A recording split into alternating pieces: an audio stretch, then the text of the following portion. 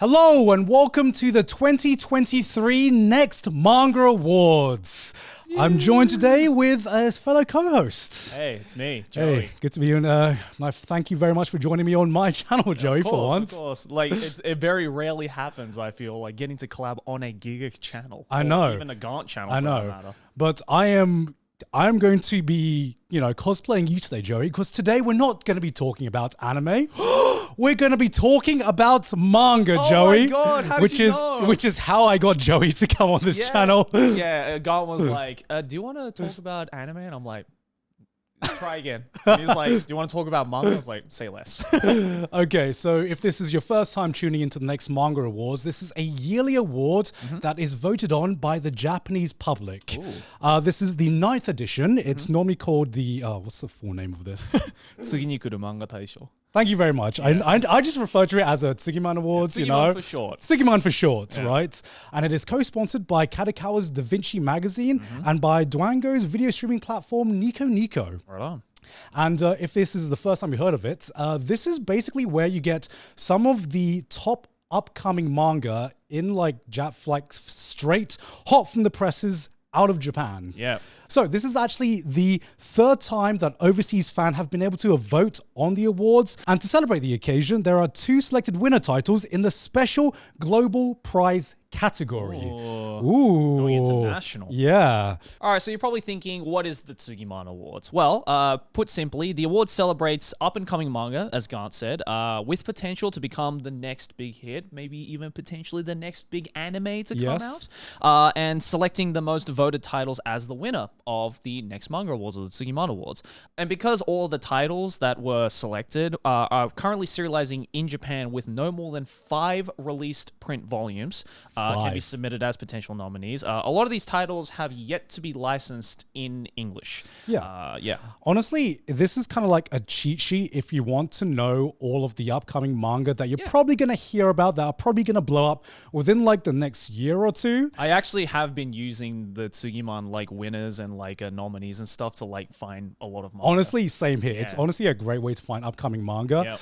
Because if you can see right now on screen, on some of the past winners that have won awards for the previous awards, and you can see stuff like Spy Family, Chainsaw Man, don't know if you've heard of them. No. There's Shikimori's Not a Cutie as well, Call of the Night, which is one of my personal favorite manga. And of course, 2 years ago, was it 2 or 3 years ago that we did it on the Trash Taste stream? We presented Oshinoko, which has just blown up last year. Right? And Freeren as well, which was number 3 in the print manga form, which I feel like now has like a super, at least dedicated fan base in the manga world. And then, last year as well, for example, Medalist, which won the best web manga. I actually did read that, and it was actually really fun. When I read that, I cried at some of those scenes. It was genuinely great. I believe just got announced for an anime as well. Right. Look out for that, because I think that's going to be one of the top contenders for anime of the season when it airs. Hell yeah. So that kind of gives you an idea of the lineage of this awards. It's legit. Yeah, it is legit. And some of these titles, like you said, have not even been translated in English yet. So some of them, most of these you probably have not even heard about, unless you're really, really ingrained into the Japanese manga scene. So we're going to be looking through this year's winners and nominees. But before we begin, this video is sponsored by Daddy Bookwalker. Thank you, Daddy Bookwalker. Thank you, Daddy Bookwalker, as always. And in case you have no idea what Bookwalker is, which, come on now. Bookwalker is an ebook store for manga and light novels in English that offers a lot of the manga we'll be talking about today as part of their library. And today, they asked us to introduce you guys the Tsugiman, or the Next Manga Awards, that some of you may recall from last year's Trash Taste stream on this very set. So hopefully you guys will come out of this video having a lot more manga to look forward to. Correction, Joey. It wasn't last year. It was actually 2 years ago. My bad. Because last year I did actually present these awards with Mori Calliope, but it's good to have you back this year, Joey. A cute VTuber has been replaced by this. You're welcome. Hell yeah. All right, shall we get on with it then? Yeah, let's do it. Yeah, so how this is normally broken up is there are winners for print manga and there are winners for the web manga. Okay. So there might be a couple of you guys who are like, well, guys, what's the difference between print manga and web manga? Well, print manga, as the name suggests, is printed on physical books, sold physically at bookstores in Japan, whereas web manga, a lot of the times, are just on a lot of web services like Line Manga, Piccoma, all those kinds of services like that. So most of the time, it's just digital, but sometimes if they get popular enough, they do turn into physical versions as well. Yeah, and between me and Joey, we did read everything that we're about to talk about. Yep. So there are some absolutely banger mangas here. Look at the amount of books I had to read in the past fucking... Wait, Joey, turn that around. Don't spoil. Oh, Don't spoil. sorry. Look at the amount of books I had to read for this video. That's the most I've read in a while. I was an online reader. I was just like, Joey can get the physical books. They're all in Japanese anyway. Yeah. Let's start off with the 5th place of the web manga category, which is... Would you like to be a tanuki? That's a great question. That's a question we've all asked. That wasn't a question, Joey. That was actually the title of this manga. Yeah. So, Joey, what's the Japanese title of this Japanese manga? title is Omae Tanuki ni naranee ka, Yeah. which is, as the name suggests, would you like to be a tanuki? It's kind of like almost a human drama, should I say? Slice of life. Human drama? Would you say? Yeah. I would call Human it more raccoon drama. Yeah, raccoon. I guess. I mean, the manga is basically everything that the title says it is. Mm-hmm. It's about a guy who basically turns into a tanuki, right? Yeah, it's a guy who basically can or it's a tanuki, I guess, that can transform into a guy. And he goes around people in Japan who are maybe struggling with their lives or, like going into troubles and stuff like that, who just kind of want to like escape from reality. Yeah. And basically ask the question, hey, if you hate being a human so much, why don't you be a tanuki with me? And the guy's like, what? Okay, so I need to ask you a question because I did read this in Japanese since there's not an official English translation. So it's a little rusty. But in chapter 1, was the guy going out there to do something very dark before the tanuki kind of like got in the way? Yeah, so I guess the girl, I should say. Oh, sorry, the girl, yeah. The girl, literally first page, she's standing in front of like a train track with the siren going, and then she's just like about to basically step onto the track, and then it's just like, you should be a tanuki. Yeah, and then the tanuki shows up and they ask the question, hey, you want to be a tanuki instead of like throwing your life away? Yeah. I was like, God damn. Yeah, this it starts off really brutally. Yeah. And the girl essentially is like, yeah, sure, whatever. I'll see what's up. And then he takes her to the mountains to like kind of breathe in the fresh air. You know, I guess like enjoy the serenity of wildlife and the kind of free kid living of tanukis, I guess. Yeah, this was very much like a healing manga. Yeah. I felt that, Definitely. I just didn't expect it to start from such a dark place. Yeah. And then kind of go like the wholesome route of just being like, okay, here's life as a tanuki now. Life is simple. You don't need to worry about it anymore. Yeah, I feel I've read a few manga kind of similar in this vein. If you've like say watched the anime like Uchouten Kazoku, I forgot what the English title is, which also has tanukis involved in that as well. It kind of has like that kind of similar vibe of like very drama based, coming of age based, but also can be very wholesome, but also can be very dark at the same time. Yeah, I feel this is kind of like similar to that vibe if you like that anime. Yeah, I feel like this was a very, very nice, wholesome slice of life. I am not surprised it won an award because I've seen some of the other winners. Apparently, what was interesting is that when I went to go pick this up from a bookstore, it was in the yaoi section for some reason. That was in the yaoi section? Which is weird because this is not yaoi whatsoever. And it was just like sitting there because I was trying to look for it. I was like, why is this in the yaoi section? I'm like, am I about to read a yaoi? And I was like, there's nothing yaoi about this at all. I mean, there's cute boys. Yeah, there's cute boys. That's about it. Yeah. I mean, I don't know if something happens later on in the manga that I'm not up to date with.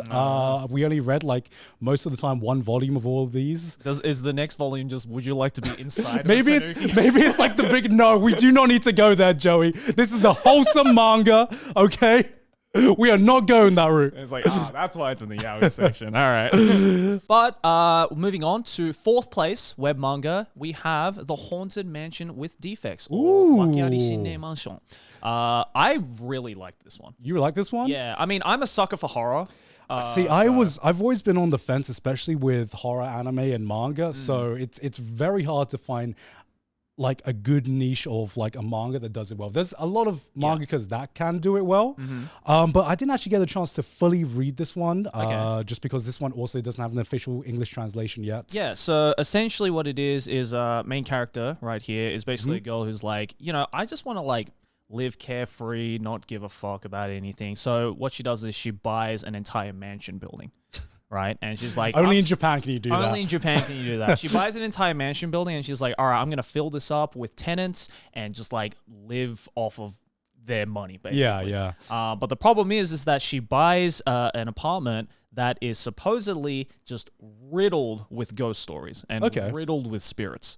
And so she's like, okay, well, shit, how the hell am I going to get tenants now? And so she goes, well, if I can't get human tenants to live in my mansion, then I'll just recruit spirit tenants. Do spirits have money? What currency are we going on? Apparently, Blue coin? I don't know. But essentially, that's like the general idea for this. And it's kind of interesting because it's like kind of similar to like Miracle-chan in the sense of like it's kind of a horror comedy in a way. Yeah, I got the vibe just from like flipping through it. Normally, when I read Japanese volumes, I really need to like get the kanji dictionary out, get Google Translate out, so I would just like flip through it. But it did very much give me that vibe, just like flicking through the actual pages. Yeah. It's always difficult to balance horror and like light-hearted comedy. I think Miracle-chan did it well. How did you think that this manga handled it? I think this one did it really well, especially considering the fact that like I feel the actual horror elements of this kind of come more into how it is drawn rather than the actual story. Like the story itself is very just like, goofy Tom and Jerry style, like kind of slapstick in a lot of ways. But some of these panels are like legitimately fucking terrifying. Like it's legitimately scary. It kind of reminds me of what's that like horror manga that I know Sydney loves as well. You're gonna have to narrow it down, bro. Something radio. You know what I'm talking about? She did a video on it, I think. Oh my God. Anyway. I'm sure she did, which I have definitely watched. You've definitely watched it. Right? I mean, I'm a good supportive husband. I know all of my wife's videography. But it's really cool because even just within the first chapter, for instance, like the main character gets chased by this like absolutely terrifying like monstrosity. That's what's it called again? PTSD. PTSD radio. That one. The one where... Okay, now I know. Yeah, okay. The style of like how the actual like spirits, like the evil spirits are drawn is very reminiscent of that, where it's like it's very atmospheric and just like creepy, like body dysmorphia. But then, so you get that kind of like initial scare of like, oh God, these are absolutely terrifying. And then you go a couple of pages later and, fucking the main character is doing like a WWE move on this like spirit to like calm it down, and being like, hey, if you're, instead of like terrorizing people and killing people with like your evil like thoughts, why don't you just like get a job and live in my mansion? And the spirit's like, okay. So that's essentially how the story goes. That's cool. Yeah, and it's like it's kind of this weird combination of like very creepy and disturbing at the same time as it's very like cute and wholesome. Yeah. So it's not really like a combination I feel that can work very easily, but I feel this one kind of pulled it off. Well, I think they've somehow solved Japan's housing crisis. Is with all the empty houses that there's no tenants to rent to. Let's just rent to the spirits. See, that's right? the thing. Maybe they're not actually empty. Ooh.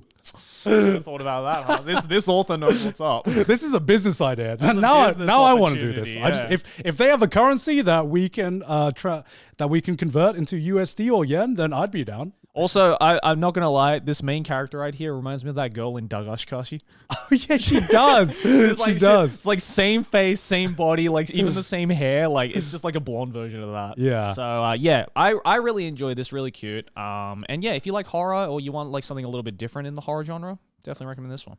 But going on into third place in the web manga category, we have Kindergarten Wars. Youtien Wars. This is from Jump Comics Plus. Yes. But this is definitely a Jump manga. This is such a Jump manga. Oh my God. So do you want to explain the synopsis of this? Yeah. So we have basically a kindergarten where it's meant to be the safest kindergarten in the world, Yep. right?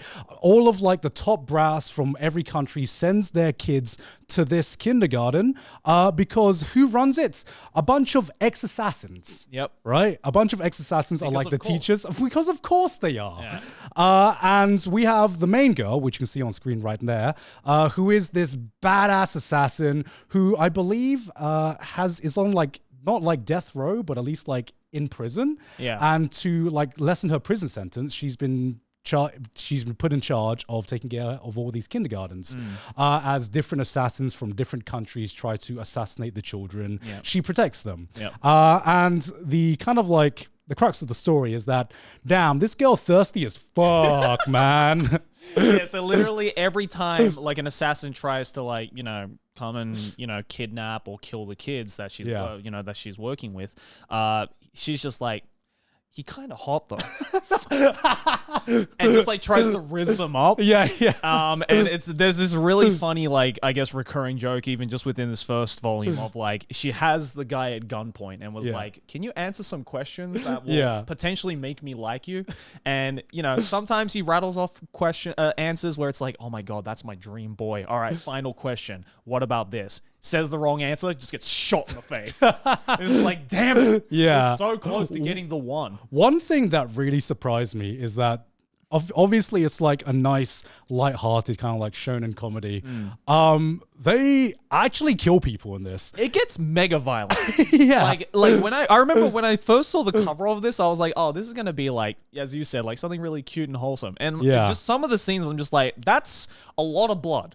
That is a lot of. She actually kills people and people die. Yeah. Is it kind of like? Is it dark? Is it a dark story at all? No, it's not a dark story. But as you said, like one of the early scenes when there's an assassin that comes to kill the children, she stops the assassin, and then at gunpoint she asks him, what do you eat first in a ramen? And don't worry, there is no wrong answer. Yeah. And he goes, I eat the chashu. I eat the pork first. And she just cold as a motherfucker just shoots him in the face. And I'm like, God damn. It gets better because I think it's the next chapter. She asked the exact same question and she's like, you know what? I'm going to be as like open-minded as possible. Even if he says chashu, I'll forgive him. And the guy just goes, I hate ramen. Shoots him in the face. Honestly, I kind of need that energy in my life. My next Tinder date. Like, I only have one question for you. She doesn't swipe left or swipe right. Yeah. She motherfucking just caps. She just caps a guy, man. Caps a guy. But it's really funny at times, and at the end of the day, you just want to see like her just getting that riz, bro. Yeah, honestly, this one was one of my favorites that I like. This is, personal opinion. Aside from like the awards, this was honestly one of the favorite ones that I read. Yeah, I really out of all the winners. I think that this is going to get pretty damn popular when it gets an anime. I would not be surprised when this one gets an anime. Yep. One thing that really surprised me, the action. Actually really well done. Considering that this is meant to be kind of like a gag manga, there are some like scenes and some characters. How did you read like past volume 1? No, I haven't actually. Okay, so like this was so gripping that I finished volume 1 and I'm like, crap, I need to go to volume 2. Yeah, I definitely need to read volume 2 of this. Yeah, so like more characters get introduced. It becomes kind of like partly wholesome like Spike's family. Yeah. But it gets way more violent than Spike's family. Right. And I think it has more of a spotlight on the badass action side, where as opposed to like Spike's family, which is more on like the family side of things. Yeah. So I really, really like this one. I can't wait to read more. I've read halfway through volume 2 and that was not enough for me. Okay. Yeah, I'm glad you said that because this was definitely one of the ones where I was just like, I really just want to like read the rest of this because I want to know what happens. I love the girl with the grenades. God, I love that so much. Yeah. There's just this scene where we obviously don't want to give too much away, but there's this one character that shows up where basically her specialty is grenades. And how does she use those grenades? She uses it like a fucking baseball and basically pulls the pin and then just bats the grenade to like a helicopter and explodes. I'm like, that is so cool. It's so badass. I love it. But I really enjoy this one. I definitely want to read the rest of this, and I'm sure, as you said, this is definitely going to get more popular. Yeah. But let's move on to runner-up for web manga. Second place is Nekoji, or the guy that got reincarnated as a cat. Yeah, this is not in physical volume print right now. Yeah. This is only, I've read this and it felt very, very much like a webcomic. This almost felt like someone, you can tell me if I'm wrong, Master, but this almost felt like someone made a few panels, posted them on Twitter, and people just started liking it. And you just kept posting it. Right. Because most of these are only most of these stories mostly last 1 or 2 pages. Right. And this is the most Japanese story I've ever read in my life. It's just the story of an old guy who gets reincarnated as a cat, and it's just this old Japanese guy who just finds joy doing the most basic thing that a cat finds joy doing. Eating food. He sees his boss, and normally his boss is just like this very, typical strict Japanese boss. But as soon as he sees a cat, he starts opening up and starts treating him better. God, the only thing I can say to this is, God, I wish that was me. This is basically what I felt. I could feel all of the Japanese office workers, all the Uji-sans reading this, and they would just read this and they'd be like, God, why isn't that me? It should have been me. It should have been me, not him. It. It's not fair. I love the art as well, as you were saying. It's very it kind of has that amateurish touch to it, which I think a lot of people definitely connect to in a lot of ways. Yeah. And it's very web manga. So yeah, I guess if you want to see something that's really cute, really wholesome, and God, I wish that was me moment, then definitely check Negorgi out. Yeah, I mean, there's not too much to say about this. It's exactly as it looks like. It's exactly what the title says. Yep. But if you just want a little wholesome, a little shot of serotonin, just read a few chapters of these, or just even read a few pages, because every story is very, very short. Right. So it's just a nice shot of serotonin, and I'm very I'm not surprised at all this one's second place. Hell yeah. But there can only be one winner for the web manga category. Tell me. And in first place, we have the guy she was interested in wasn't a guy at all. What? Which I think was very, very deserving. This was definitely one of my favorites. Deserving. This was definitely one of my favorites. Yeah. The Japanese title is 気になってる人が男じゃなかった. And yeah, as the name suggests, it's basically this very cute, almost rom-com styled slice of life, human drama type of thing, where we have the main girl who is this, gyaru type character, who is not like every other gyaru out there. She's not like other gyarus. She's not like other gyarus out there, because she actually has impeccable taste in music. She does, because she meets a guy at a record shop, or someone who she assumes to be a guy, which you can see on the cover right there. And she just kind of instantly falls for them. And she kind of goes back to the record shop just to see and talk to her crush just a little bit more, until it's obviously revealed that the guy she was interested in wasn't a guy at all. Oh my God, it's a girl in disguise.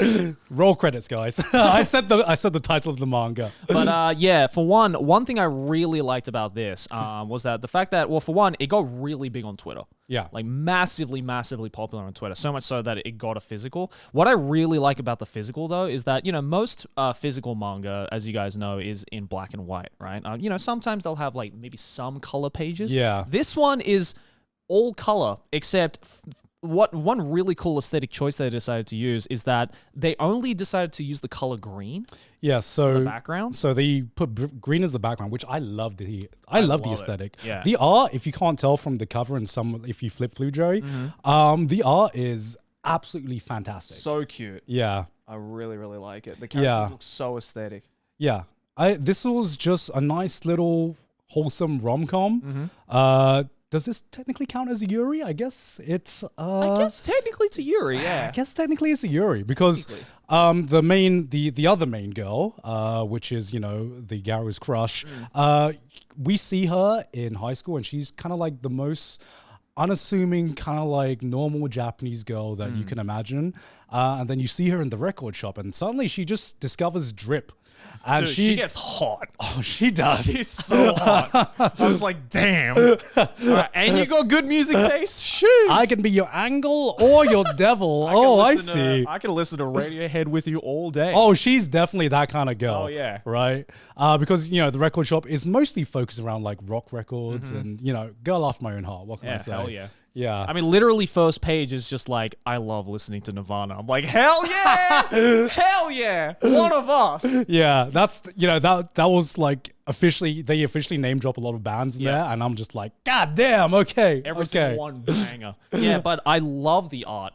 It's really like, I guess I wouldn't say it's necessarily like a mega unique type of art, but I think this type of art style works so well for this kind of story. And again, just like the touch of like the green backgrounds and everything just makes it look so. I think that's definitely the most unique part of this story. Yeah. But yeah, I love it. I definitely want to continue reading this. So each chapter is actually pretty short, only about like 10 pages or something, I believe. Yep. So it's kind of like a very easy read. It's one of those digestible manga where you finish one chapter, you're like, all right, I need some more of this. I want some more. I don't know how the story is going to progress because at the moment it's just kind of like cutesy and, it's kind of like, will she discover that she's actually the girl? Will she discover that she's actually the guy or will she, won't she?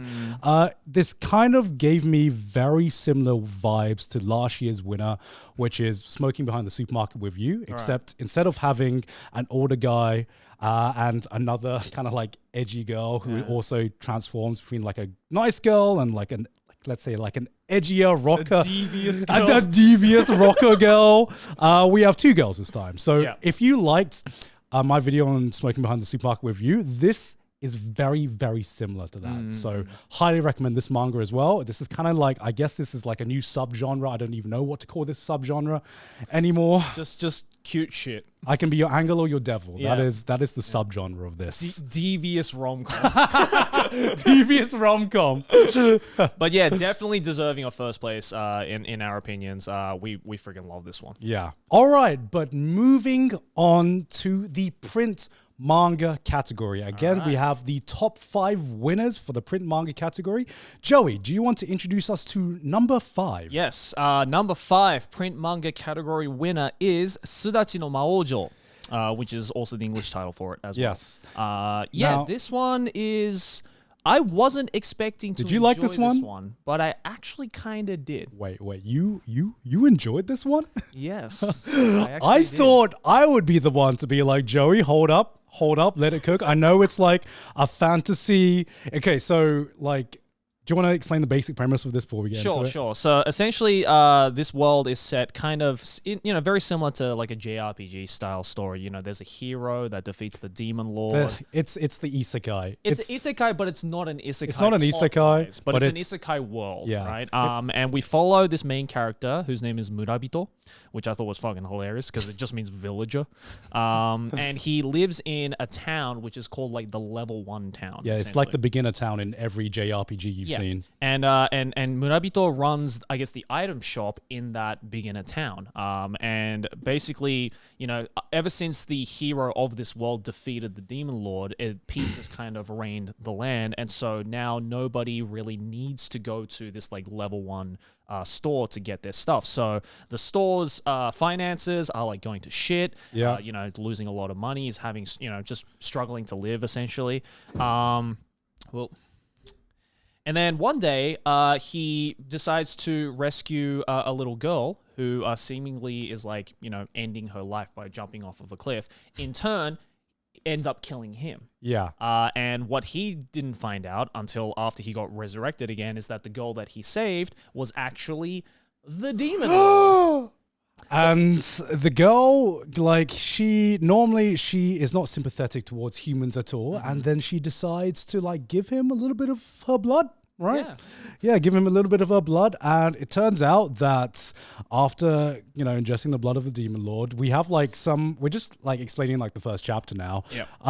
Like some other like guys turn up to their store, start like wrecking shit, asking for free stuff. Assholes. Just absolute assholes, typical fancy NPCs, what can I say? And then he just like, I believe that he just starts he doesn't realize that obviously the girl he saved was the demon lord and that he has demon blood in him. And then he just awakens his powers and fucks him up. And then later it's discovered that I guess this demon lord girl is like, well, I need to find the next demon lord because my powers are running out because I got slain by the hero. So as a thank you for saving my life, I'm going to save yours now, and also you're appointed the next demon lord.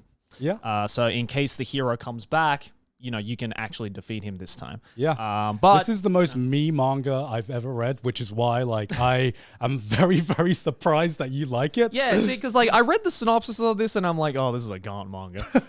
And I started reading it, but then I think what I kind of like about this manga was that, it's like, definitely the fantasy synopsis, or I guess the JRPG synopsis or anything, is not necessarily like a new concept or anything. It's been overdone like crazy, especially in the past 5 or 10 years. But I just really like the art of this. Like the art is amazing. This art is absolutely incredible.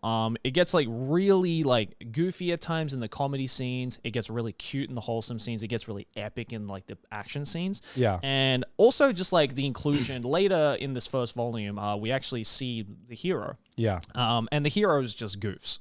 He's definitely brought himself in a direction personality-wise that I was not expecting out of a hero. So I think just kind of, the I guess unusuality of the direction of the different personalities just made it a little more interesting to me than otherwise. Yeah, I would say that when I was reading this, we've seen stories kind of like this before, especially I have. But sometimes you just look for a story, even if it's been done before. If it's done well, I don't really care if I've read different kind of similar iterations of the story before. And there's enough different about this that keeps me hooked, that I'm interested to see where the story goes. Also, this might just be my personal opinion, but the Demon Lord girl is really fucking cute. She's mega cute. She is adorable. So I was pleasantly surprised with this one, I think. And I definitely want to see the rest of this.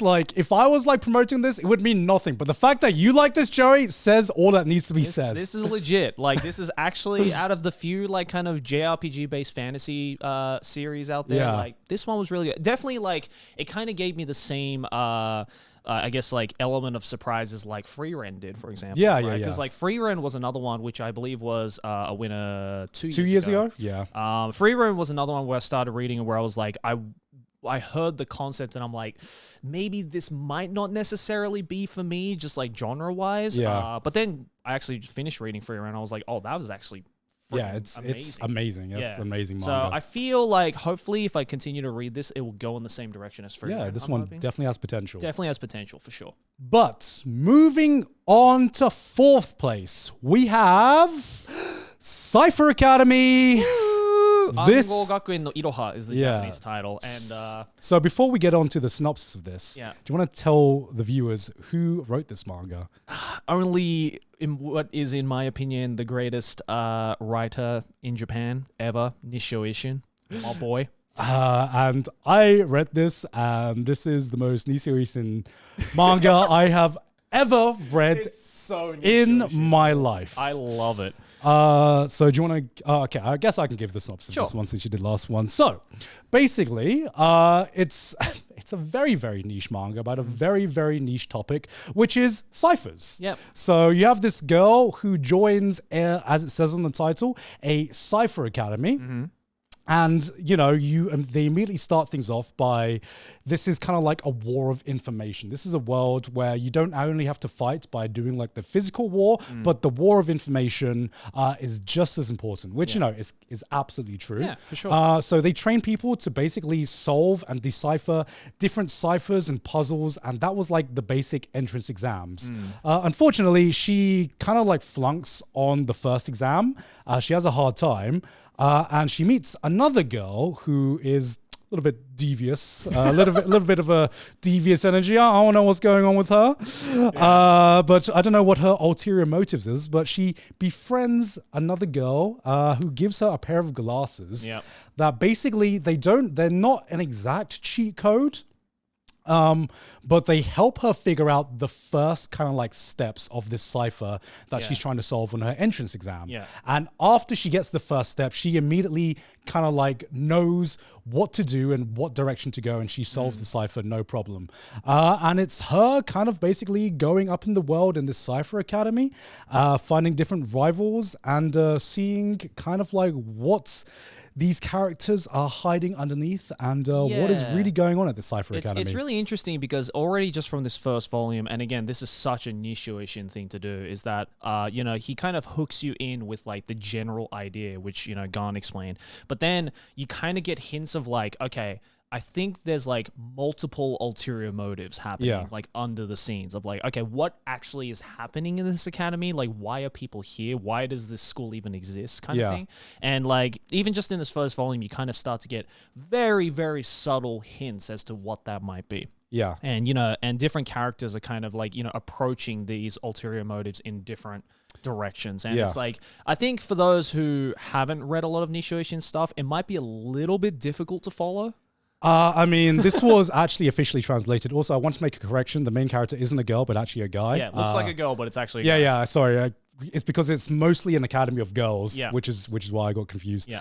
I read this. This is actually officially translated right now, so you can read it if you want. Sure. And even though it was officially translated, my God, I had a hard time following what was going on, man. Yeah, it's hard. It's again, it's Nishio-ishin, bro.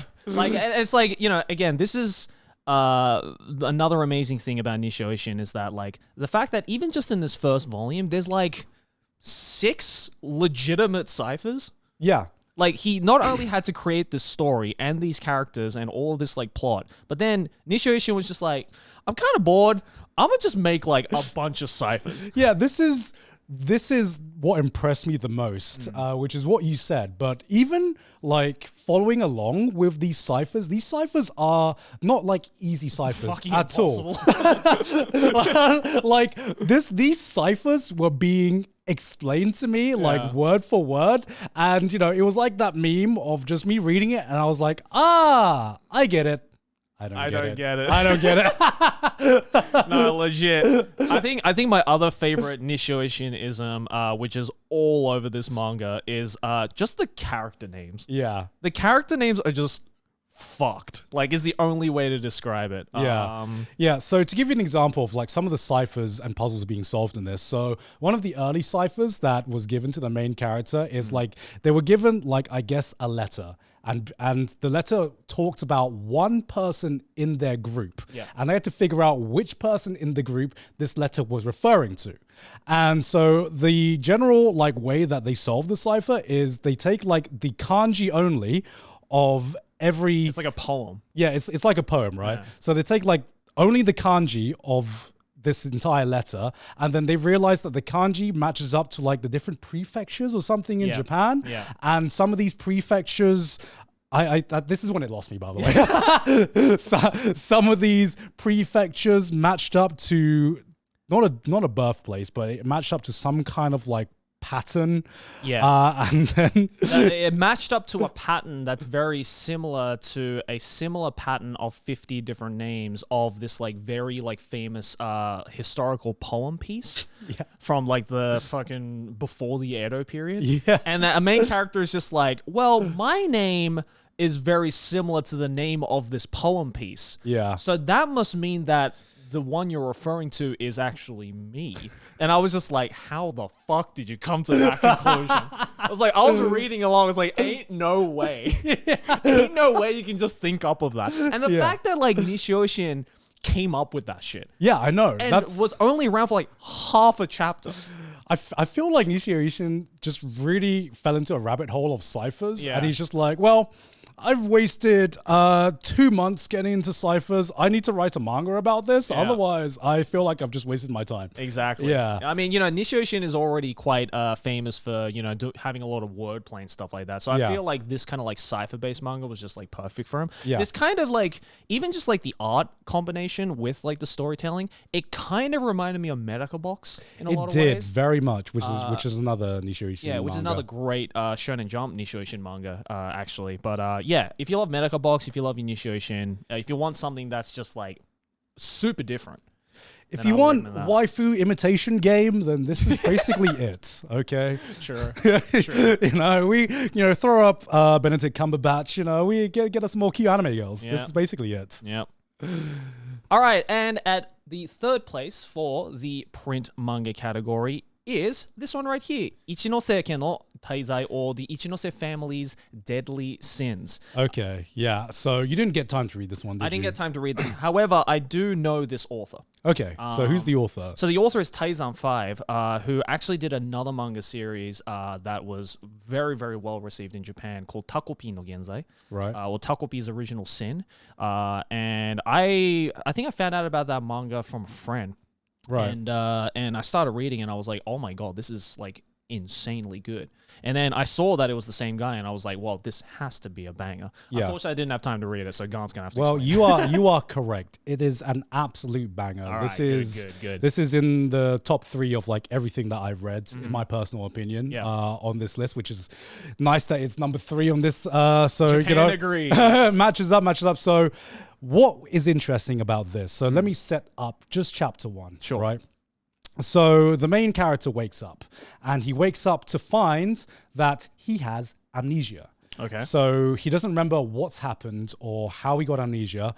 And he wakes up to his family, which you can see right there. And here's the thing that's interesting. We've seen the amnesia kind of like trope done before. Yeah. One thing I haven't seen is when a whole group of people have collective amnesia. Oh. So he wakes up to find out he's the last one on his family to have woken up, who they've all apparently been in a bad car crash on a family trip. And everyone has amnesia. They don't even remember each other. They just told that they're family and they have to kind of like go with it.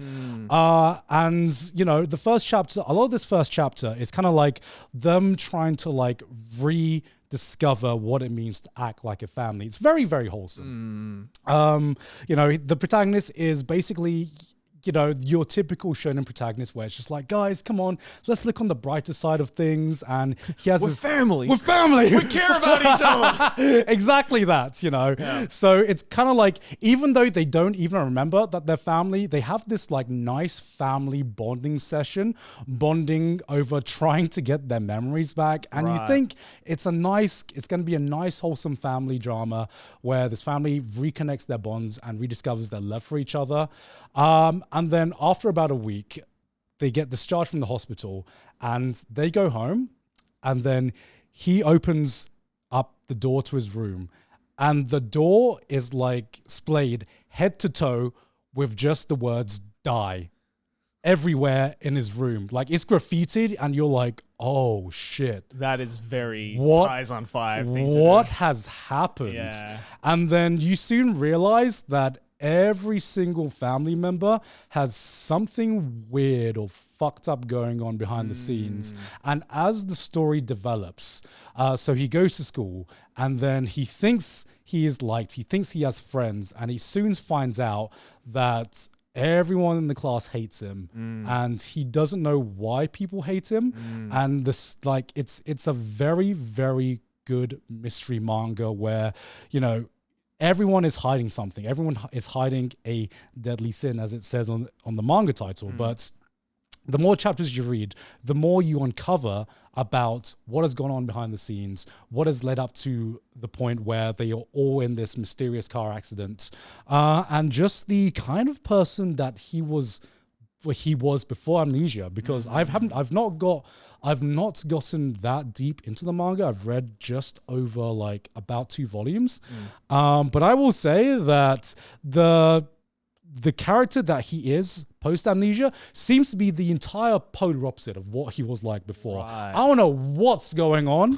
I don't know what has happened, but it's one of those. It is one of those stories where you read the first chapter and it just hooks you in because you're like, holy shit, I need to know what's going on. Yeah. Oh, for sure. Okay. Yeah. That's good. Yeah, because like, you know, my only reference with this is Taizan 5's previous work, Takopi no Genzai, and it's essentially very similar. And when it comes to like just getting that first chapter and like making you think it's going in a certain direction. Yeah. And then it just takes one page, Yeah. one fold out to be like, this is not a wholesome manga at all. Yeah. This is the exact opposite. So I feel Taizan 5 definitely shines through with that kind of storytelling. Yeah. But yeah, I mean, This is you hooked me on this. I need to. Yeah, read honestly, if you want to be hooked on this, which is, it thankfully has a English translation, you can read this on the Shonen Jump app.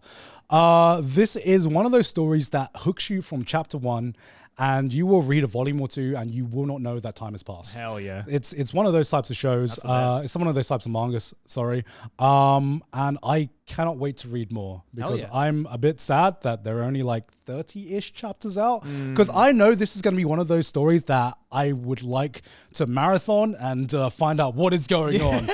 Tell me everything. You don't want to be blue balls with these kinds of shows, right? Yeah, totally. Yeah, but one thing that really hooked me aside from like the general mystery aspect, is that the emotional aspects, the actual parts where he like tries to bond with his family, is actually really well done as well. It's really well wholesome. It really hits to the core of like good family values, which is juxtaposed against all of the messed up secrets that everyone is kind of hiding behind the scenes. Yeah. So it has that good mix between wholesome family drama to a real mystery box where you don't know what messed up things has happened before they had amnesia. I think the other thing I love about Taizan 5 is like the fact that his art style is very unique in the sense that, and I think it works perfectly for the types of stories he tells, because like you look at that cover and you're like, that's really cute. Yeah. The characters look really cute and bubbly, but then he kind of uses that cute and bubbly art and flips it and turns it into something really disturbing. Yeah, even though this is like a Shonen Jump, I don't know if this is Shonen Jump, but it was on the Shonen Jump app. I think it's Shonen Jump, yeah. Okay, so it's Shonen Jump, right? Despite it being like Shonen Jump, it tackles some pretty heavy themes at times. You know, no one like specifically has died yet. I don't know if yet or whatever. You know, this is like, it's not gone that heavy, but it's tackled some topics that I was surprised that Shonen Jump is tackling. Damn. You know, so I highly recommend this one. This one was one of my favorites. Hell yeah. And I can't wait to read more. But at number 2, we have Demons of the Shadow Realm. Oh, look at it. Yomi no Tsugai. So you guys might look at this cover and immediately be like, I reckon. Joey, let me take this. Let me take this, Joey. Is that Gon's favorite manga? Because this is my favorite manga, coming from the same mangaka from my favorite manga and anime of all time, which is obviously Fullmetal Alchemist. Yes. So this is Fullmetal Alchemist creator Arakawa Hiromu's new creation, Yomi no Tsugai. And essentially this story is our main character, whose name is Yuru, who has a twin sister called Asa. The third and fourth Elric brothers, right? And sister. Definitely. You look at that, and I saw that, and I'm like, oh, that's the long lost Elric brother right there. Yeah, it's Edwin. Edwin. But essentially, so Yuru is the main character, and he's basically like kind of born and raised in a village that is away from civilization, like kind of just in the mountains. And what's interesting is that it doesn't necessarily state at the beginning what time period this is set in. You just look at it and you just assume like, oh, it must be like olden times, right? See, I got into this, and for like the first half of the first chapter, I thought it was going to be a fantasy, which it is. It is a fantasy manga, but I thought it was just going to be a complete fantasy, right? Yeah. And then randomly, just a bunch of fucking fighter choppers just like rock up and start killing everyone in the village. And then you're like, oh, wait, we're actually in the real world. Yeah. And it turns out that there is this whole mystery. Obviously, we're not going to spoil it, but there's a whole mystery as to like why this village, and specifically our main character has been kind of like, you know, separated. It'll cut off from the real world. Yeah. And from his real sister as well. Yeah. Basically power-ups happen. Your usual shonen affair. Usual shonen's fair. Yeah. You know? But what's really cool about this one is that I guess like each character that does have these like abilities, they have not just like one ability, but it's kind of like two abilities. Right. So every character has like two, I guess, supernatural beings that kind of fuse together or work cooperatively to create one power-up type of thing, which I thought was like kind of cool. Yeah. So like one thing that really drew me into this like almost immediately was what you mentioned. It's like it is set in kind of like like what you think is a typical fantasy world, and then it's adding in elements from the modern world. So it kind of very much reminded me of something like Gate. Which is another isekai manga, but it kind of like takes the dichotomy of someone who you think is in like medieval or even like older times, and then fucking choppers rock up. There are fucking people throwing grenades. You got guns in there.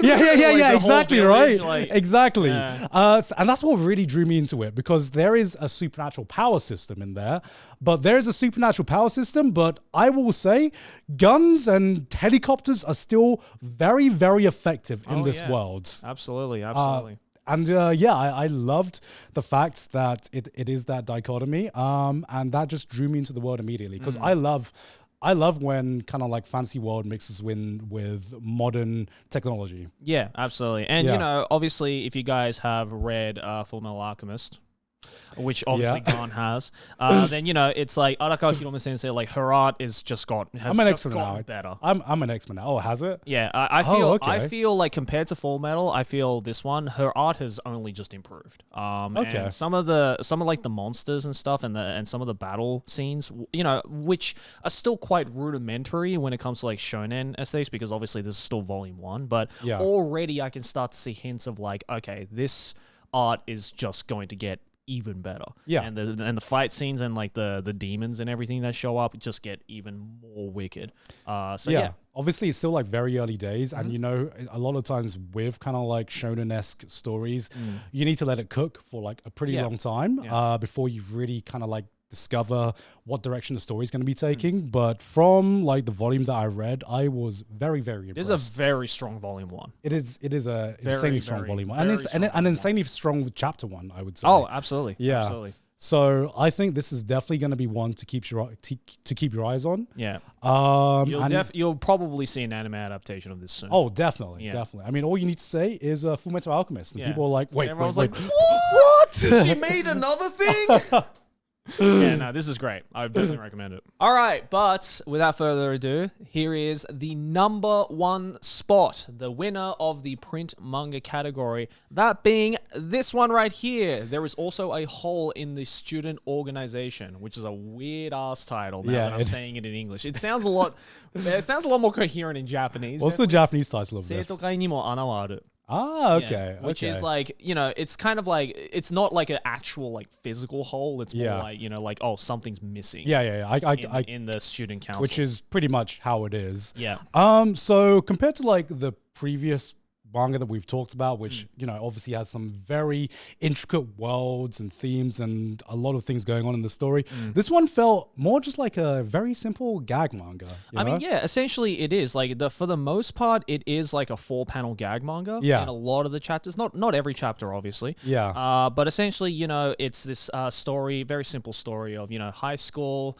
We have a main character who is like kind of very good in terms of like, you know, like say Japanese, like tests and stuff like that, but kind of struggles in like the sciences and the maths. Yeah. And so the teacher suggests, well, hey, maybe you should like surround yourself with people who are, you know, a little bit more, I guess, you know, like-minded, or maybe, you know, you can learn from. So why don't you join the student council? Yeah. And so he goes to join the student council, but as the name suggests, there's something kind of off about this student council, which is everyone. Every off. member is off their rockers, essentially.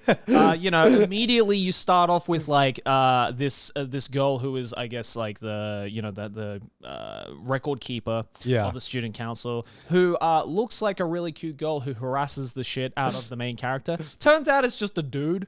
And I'm like, all right, you're a psycho.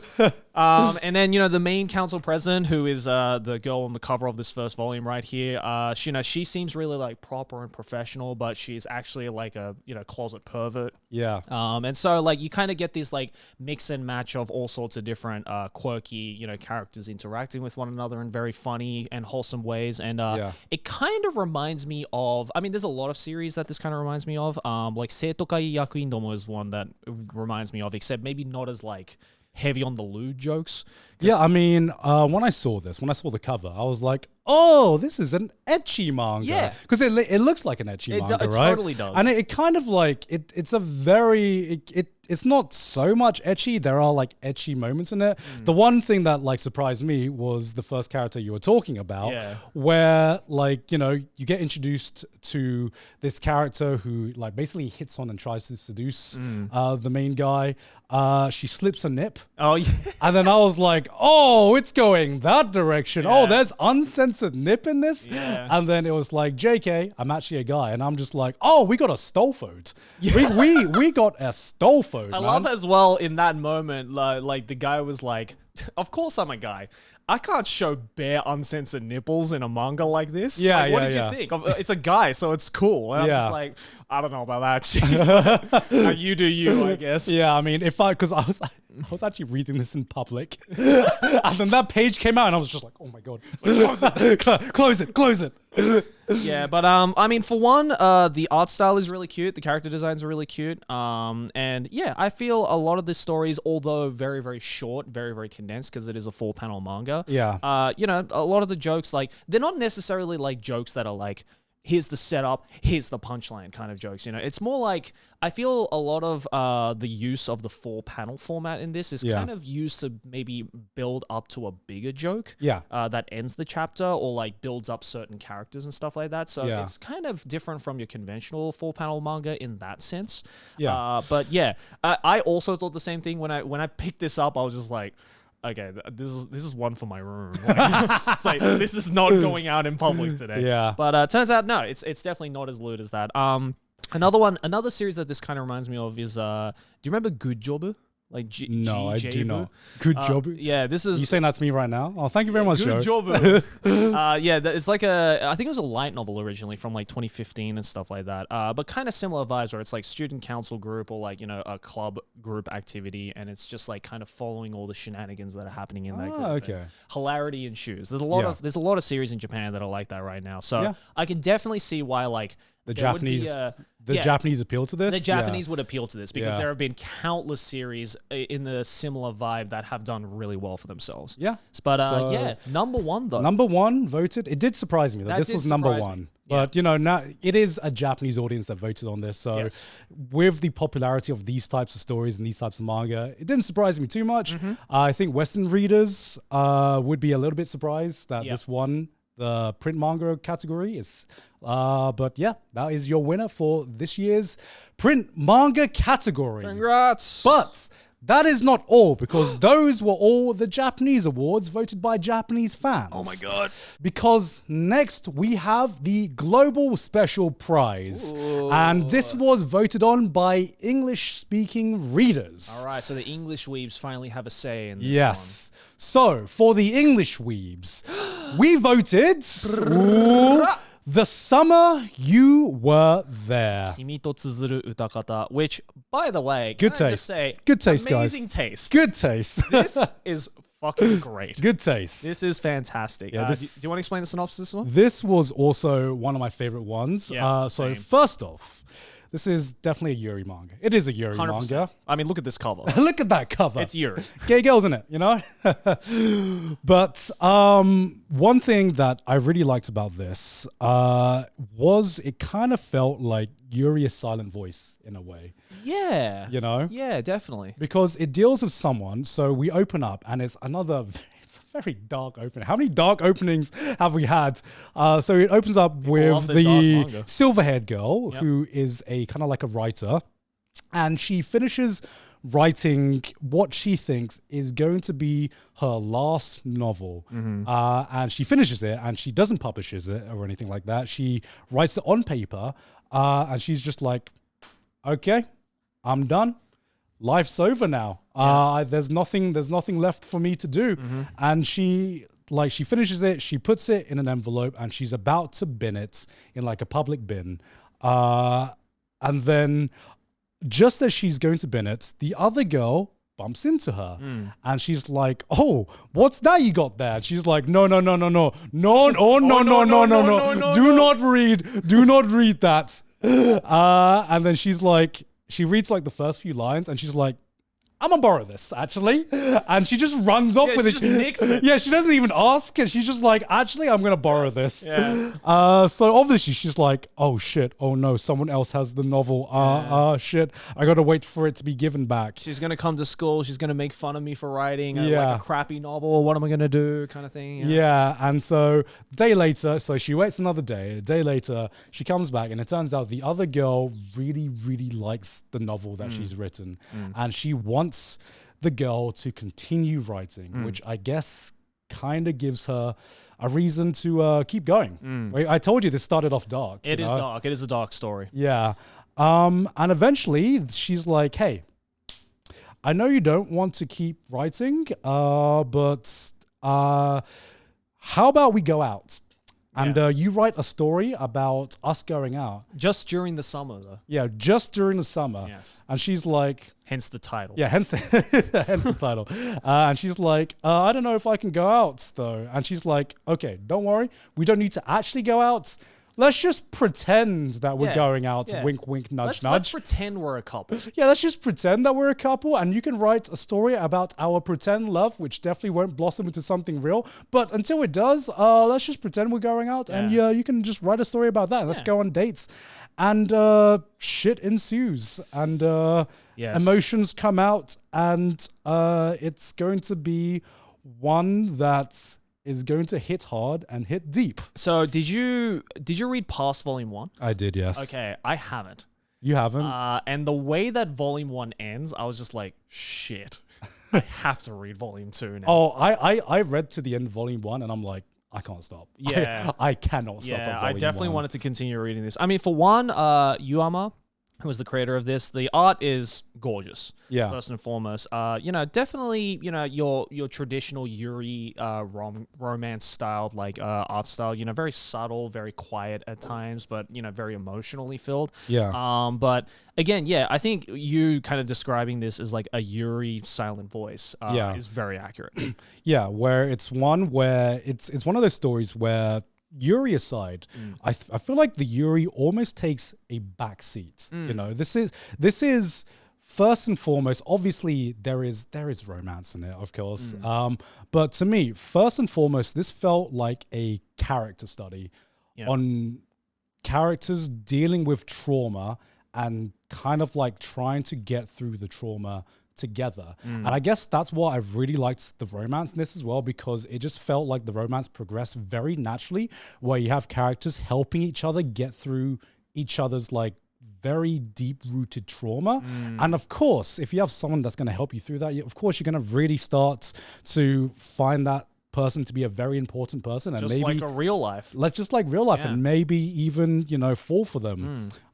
This was definitely, it's just like such a very human story. Incredibly rooted in reality, very realistic, very believable, I think, which is, you definitely need believable character development in a story like this. Yeah. I think this series did it really, really well. Yeah, one thing that really stood out to me, one thing I really, really appreciated this story for was obviously the main character is going through massive trauma, of course, because that's how she came to the decision to write one story and then, committed to being like unalive, but one thing that I really appreciated was how it really showcased that this character got to this point, because she really just sucked at talking about her emotions. Yeah. And it just like you feel someone who just is struggling with so many issues but has no idea how to even go about dealing with them. Yeah, she's kind of this character that's almost like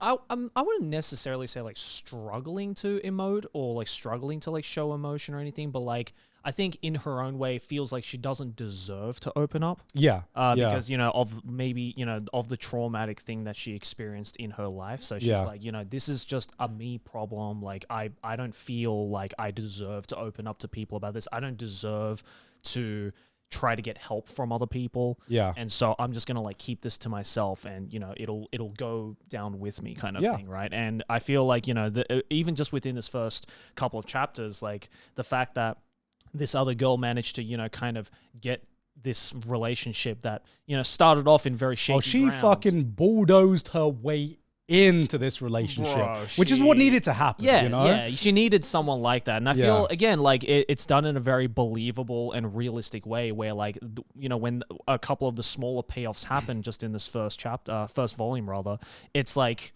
it's deserved, but also it doesn't feel like it was rushed. Yeah, even though we're only like 3 or 4 chapters in, it's just like, oh, I feel like I already know so much about these characters. Yeah. So we've seen this dichotomy before between like the really like Genki girl and then just the really like The Kudere. the Kudere kind of girl, but it Literally every Yuri relationship.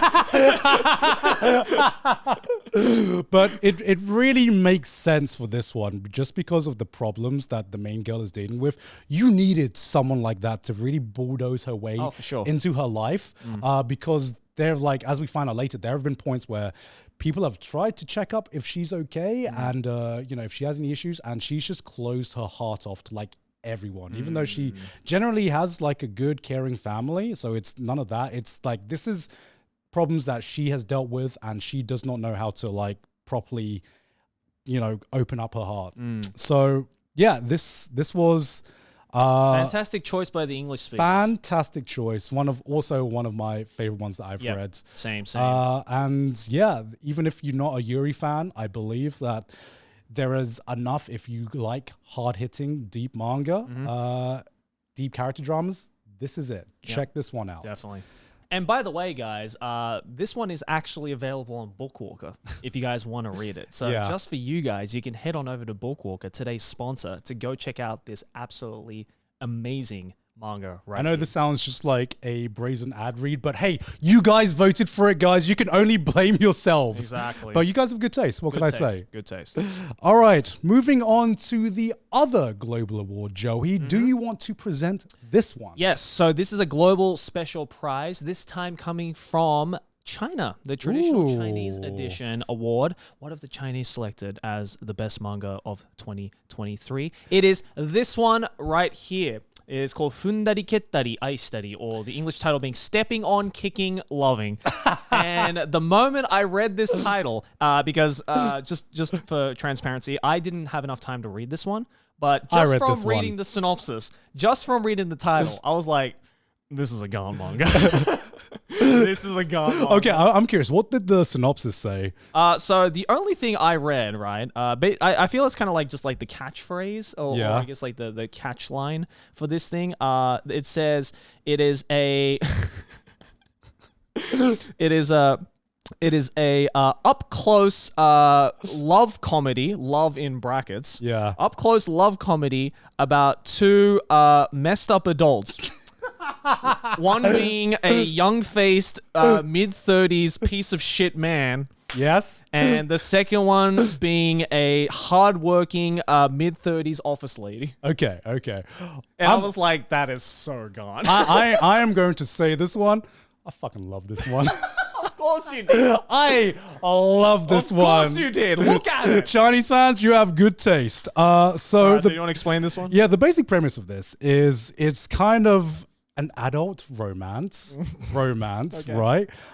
Between, these 2 main characters. Yeah. And the story starts off where these 2 characters are basically just friends, right? Yeah. They're not involved romantically at all. And she kind of just like comes in, and they both have a bar that they kind of like frequent in, and they just like catch up, and they've been friends for a while, and she feels safe just having like a nice guy friend, even though everyone says that he has an awful reputation for being like a womanizer. She's just like, no, I don't see him that way. Where are the receipts? JK. In chapter 1, they end up sleeping together. Yeah, here's a double fold that looks like that. That's all you need to know. Yeah, and within like the first chapter, I was like, oh boy, mind you, here it is. This is page 10. It's page 10, page right? 10. It's page 10, and the thing is, he's the one that kind of, there's no way about it. He's a fucking dickhead. Yeah. He's an asshole. He took advantage of her while she was drunk, and she was just like, she woke up and she was like, I absolutely regret this. And she's just like, you know what? Let's just forgets that last night ever happened. So she goes in like, I think like the next day or a week after. And she's just like, okay, last night was a mistake. Let's continue to be friends. And he's like, yeah, I really still want to be your friends. And she's like, cool. But he's like, but you know. But you DTF still? But like, what kind of friends we talking? Because I can't just go back to being friends. And she's just like, no, fuck off. Fuck off. No, I want to be friends. And then he literally no matter how many times she says no, she's just like, oh, you want the D. You want the D. You want the D. I know you down bad. I know you down bad. And he literally just like, he basically forces a kiss onto her and she just like kind of like pushes him away and he just keeps going. So this guy is a walking twit longer waiting to happen. And this is, he is an asshole. And she is, you know, she kind of like tries to distance herself from him as much as possible, but through manga hijinks, they keep meeting each other. You know what this legitimately just sounds like? Right. This just sounds like 50 Shades of Grey. Holy shit. Now that you mention that, This is 50 Shades of Grey, yeah, this is... but like not as kinky. I mean, maybe we haven't gotten to that. unless- Yeah, unless, okay. Unless Volume 2 goes in Okay. a different direction. I don't know. Okay. Yeah, when I read this, it was basically the fucking Taylor Swift song, like Trouble. Like, within like the first 5 pages, all I could hear was, I knew he was trouble when I walked in. And now I'm on the cold, hard ground. Which she was. That was basically this. This is not a story about, this is not a vanilla story about two good people. In fact, in every way, shape, or form, she should just cut this guy out of his life.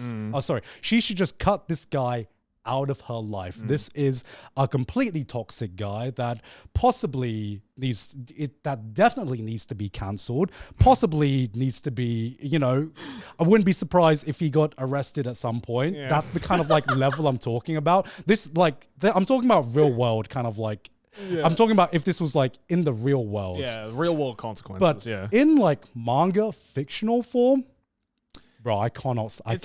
It's just a little devious. That's all it is. I cannot stop reading, man. I cannot stop reading. You have just fallen into these kinds of like toxic rom-coms, haven't you? Like, it's the only way to describe these. They're just toxic rom-coms. They're devious rom-coms. You know, sometimes I need to see two toxic people try to like work out a car crash of a relationship just to feel something, Also, Joey. does you liking this manga have anything to do with the fact that the girl kind of looks like Sydney?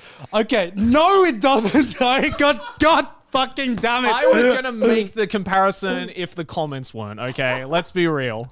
Okay. Here's the thing.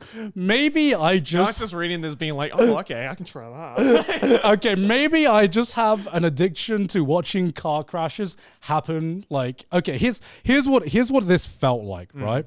This felt like the girl was like a moth, and you were watching a moth slowly fly towards the flame. Yeah. Now, if you were a good person, someone would probably like try to blow out the flame. Yeah. Someone would like bat the moth away, but like. Meanwhile, you're standing there with a can of gasoline. So you're like, I need to see more. No, I'm not standing with a can of gasoline. I'm just watching nature take place, you know? I'm just David Attenborough this shit. There's just like a part of you that is just morbidly curious. That is just like, oh, but what's gonna happen? Oh, I know this is bad. Oh, I feel so bad for the moth. But what if? The moth, no, it's flying towards the flame. No, it's gonna say no. It's not gonna fly towards the flame. Oh no, it keeps going. Okay. It's tantalizingly close. It's flying back, and it's flying back. Thank God.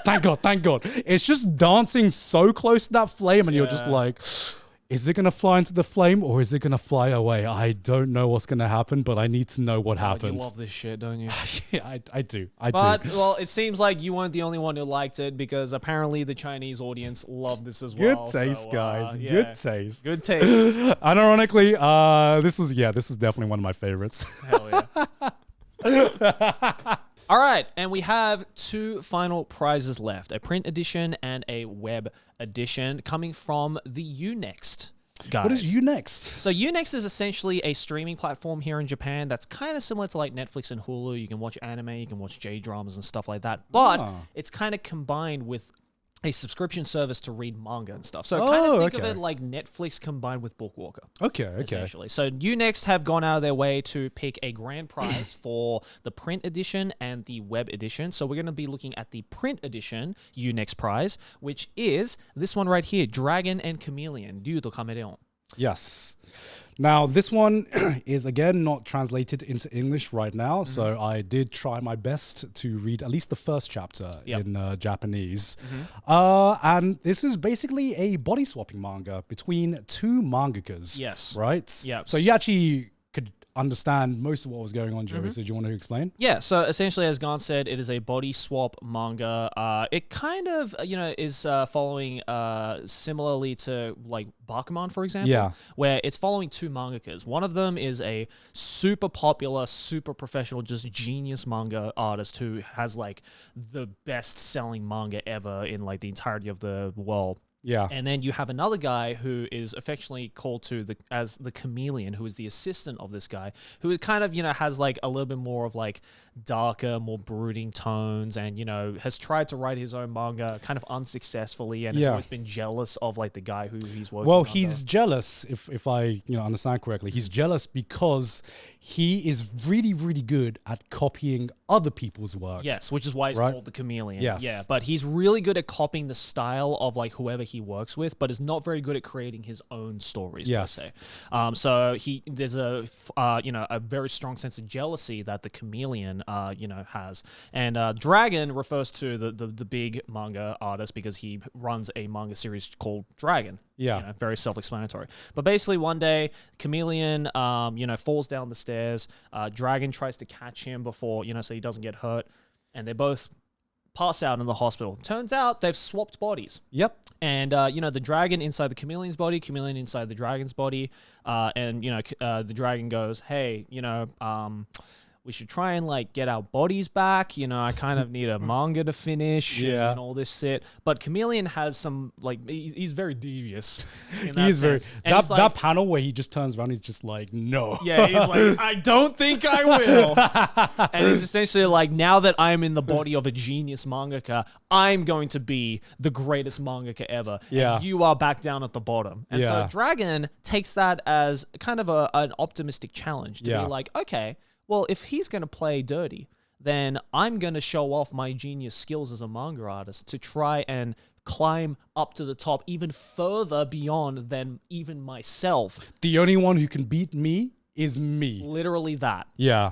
And so, he basically uses his just natural born skills in this new body to try and basically start from scratch in the manga industry and rise to the top to overtake himself, essentially. Yeah, this one really hooked me early on. Yeah. I really, really like the concept of this one, and the art is really good. The art is fantastic. So Ishiyama Ryo, actually, I found out, used to be an assistant of Oda Ichiro. Oh, really? Yeah, he used to be an assistant for One Piece. So, I could definitely see, I feel he kind of, modeled the dragon maybe after Oda Ichiro, in the sense of, he's just this genius mangaka, right? And it's kind of it's very meta in the sense that the author of this was an assistant to one of the greatest mangakas, who have ever lived. Yeah. Right? So he's kind of, took that as an inspiration for his story. And, and it's really, the art is insanely good. Yeah. Insanely good. And I always have a soft spot for manga about manga, Yeah. I fucking adored Bakuman. Yeah, it is. Bakuman And was so goddamn this good. very much did give off Bakuman vibes. Yeah. I thought they set up they set up the stakes really only in chapter 1 really, really well. Right? You have the chameleon, which I guess is the villain who is going to continue his manga, and then you have this secret kind of secret genius mangaka in a new body being I'm going to start from zero and I'm going to one up everyone, including myself. Yeah. So yeah, typical kind of like shonen setup, but you know, I eat that shit up. Oh, man. of course. Yeah. Like, don't fix something that's not broken. Yeah, right? yeah, exactly. So yeah, this is a really, really solid manga. Again, Bakuman fans definitely should give this a read. Yeah. Or anyone who's been interested in that kind of like concept should definitely give this a read. Yeah. And if our recommendation was enough, this is actually recommended by My Hero Academia's mangaka. Yeah, Horikoshi Kohei personally recommends this manga. Yeah. And he said it was fantastic. And you know what? I can see why. Yeah. So like, here's the thing. You always get a stamp of approval when different mangakas recommend like a certain manga. It's happened plenty of times before. Yep. And every time something like that happens, when a manga speaks up, it's always been a banger. Yeah, especially if it's a big name like Horikoshi. Yeah, as well. yeah, like, yeah. You know, like it's good. you Yeah. know? So yeah, and he was right. Definitely a fantastic manga. Give it a read. The final prize of the day, which Tell me. is the web edition U Next prize winner, is Bano. Bango. So, I didn't actually get a chance to read this one, Joey. Okay. Do you want to explain what this one is? Sure. So Bango is essentially a manga about shogi. And there's been a couple of manga about shogi. Some of them are absolutely fantastic, like March Comes In Like a Lion, for example. Yeah. Except instead of March Comes In Like a Lion, where it's just like kind of following along, shogi players and people trying to rise to the top. Bit of a twist with this one in the fact that our main protagonist is a vampire. And he's been alive for like 400 or 500 years. So And- he's just memorized everything about shogi, I would assume. See, that's what you would assume, right? But what's really like, I guess, interesting about this one is that it's not necessarily that he is like a genius, like a natural born genius when it comes to shogi. Right. Because when he first learned about shogi like 400 or 500 years ago, because shogi is an ancient game like chess is, for example. Yeah. When he first learned about it, he didn't even know what the hell this was. He was like, Right. what is this like game that everybody is playing? And he would slowly start getting into it and learning the rules and just like growing an infatuation to the game of shogi.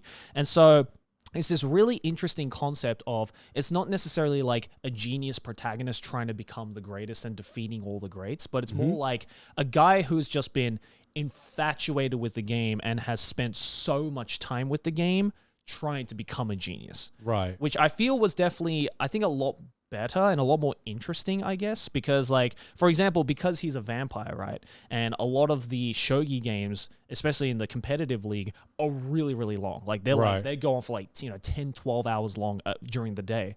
But because he's a vampire, he can't be out too much during the day.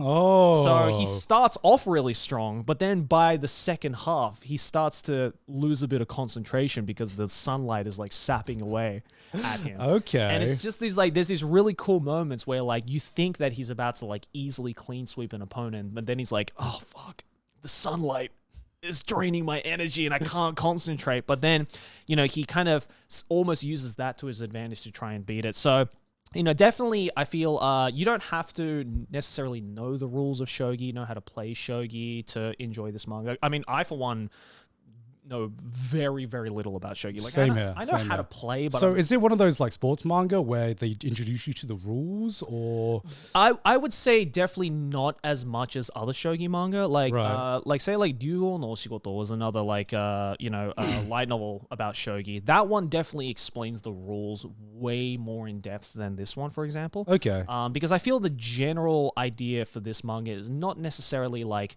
this is for people who like shogi, but it's more so like people who like just want to use shogi to like kind of tell this very cool like underdog story. Okay, Right? that's But cool. with like a twist of like being a vampire.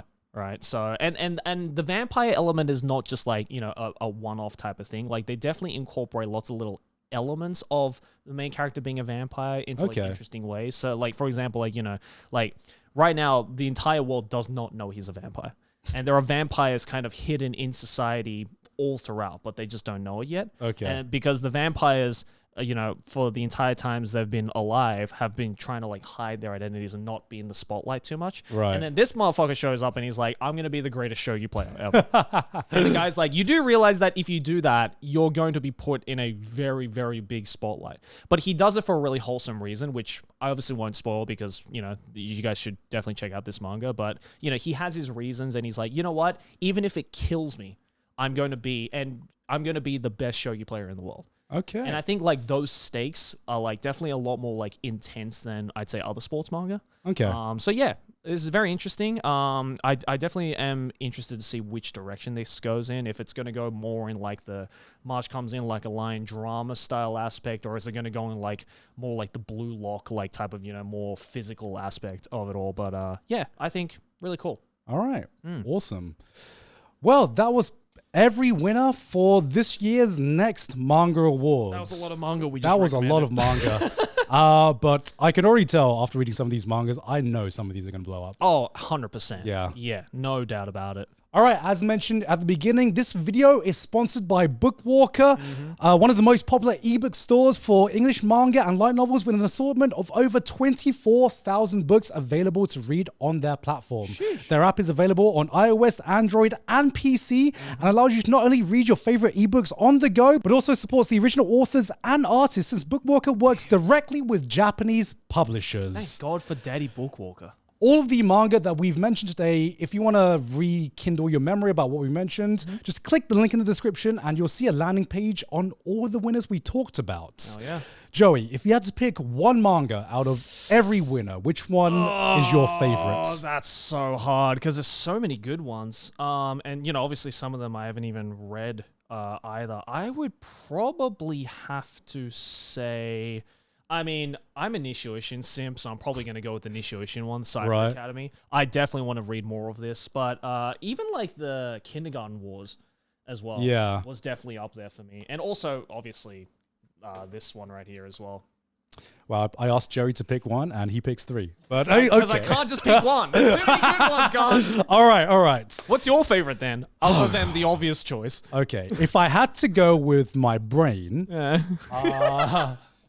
If you had to go with your big head, if I was a critic on a channel and I had to go to my brain, I would probably have to go with the Ichinose family's Deadly Sins. I just really want to read that. Yeah, this one hooked me instantly, and I want to read more of it. But if I have to go with my heart, if you have to go with your little head, if I have to go with my heart, I need more of this. Give me more of this. This is bad for my health. But just give me more of this. Bad for your health, but it's good for your soul. Stepping on, kicking, loving. Give me more of this, please. Oh, it's by Katakara as well. Brilliant. That is the most Gaunt or slash Didus title I've ever heard. I know Didus is going to love it. Didus is going to love that. Anyway, guys, thank you very much for joining us for today's next Manga Awards. We'll see you guys next year, hopefully. Bye.